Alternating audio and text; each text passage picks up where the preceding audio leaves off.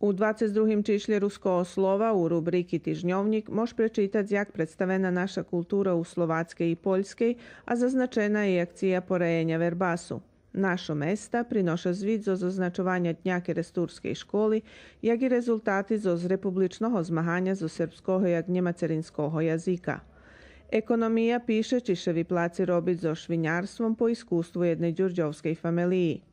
Kultura i prosvita zakončuje temu o upisu školjaroh do srednjej školi zo kerestursku školu, a tu i vistka o aktivnostoh Nataliji Budinski jak osobi matematiki, poklja Mozaik piše o programi znahodi Dnja mladosti u Ruskim kulturnim centre u Novim Sadze.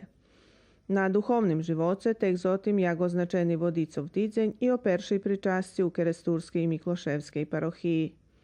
Ljudze, rok i život čitačom predstavljaju keresturskoho nastavnika fiziki Evgenija Međeša Henca. Na sportu piše o hostovanju keresturskih sportistov u Perečinu u Ukrajini i o uslovijoh zabavenje dzecoh u opštini Žabelj. Dodatok u tim čišlje literaturne slovo.